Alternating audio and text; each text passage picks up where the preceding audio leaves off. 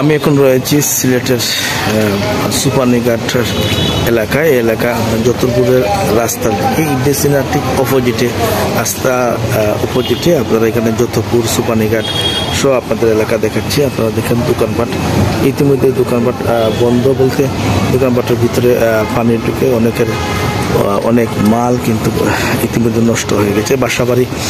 বাড়িতে নিচতলা কিন্তু এখন পর্যন্ত কিন্তু পানি রয়েছে। আপনারা দেখতে পাচ্ছেন এই গেটের কতটুকু পানি গেছে এবং এই বাসার একতলায় ইতিমধ্যেই পানিতে তলিয়ে গেছে।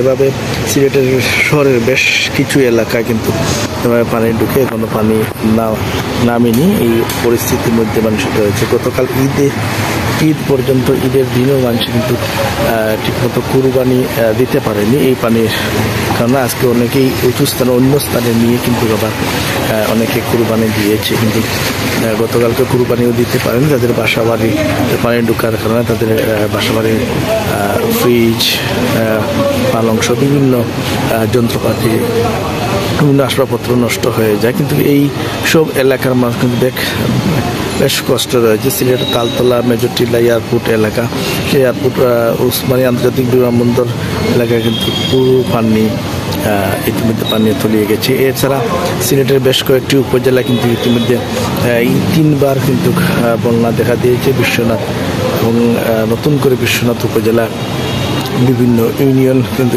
ইতিমধ্যে পানি তলিয়ে গেছে। বিশ্বনাথ জগন্নাথপুর রুটে ইতিমধ্যে পানি রয়েছে, বাইপাস রুটে পানি রয়েছে। এভাবে বেশ কয়েকটি মানুষ কিন্তু এইসব এলাকায় মানুষ কিন্তু অনেক কষ্টে কিন্তু যাতায়াত করছে। এবং এই যেসব এলাকা কিন্তু শহরের যেসব এলাকায় বাসা বাড়িতে পানি উঠেছে, আপনার সেসব এলাকা কিন্তু মানুষজন একতলার মধ্যে কিন্তু থাকতে পারছে। ইতিমধ্যে বেশ কয়েকটি আশ্রয় কেন্দ্রে তারা চলে গেছে। আপনাদেরকে আমি দেখাতে চাই এই যে পরিস্থিতি আপনারা দেখতে পাচ্ছেন। এভাবে বেশ কয়েকটি অঞ্চলে আপনি যদি আপনাদের দেখাতে চাই, আপনারা দেখেন এই গেটের যে পরিমাণ পানি রয়েছে, আপনারা তখন বুঝতে পারবেন যে বাসার নিচতলায় কি পরিমাণ পানি রয়েছে। এই মানুষ অনেক কষ্ট করছে। কিন্তু সিলেট শহরে এই 3বার কিন্তু 15 দিনের ব্যবধান 3বার কিন্তু জলাবদ্ধতা সৃষ্টি হয়ে এই পানি হয়েছে।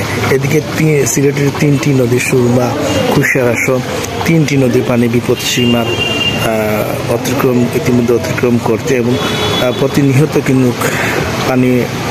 কিন্তু পানি বাড়ার ফলে নিম্নাঞ্চল পুরোদমে প্লাবিত হয়েছে।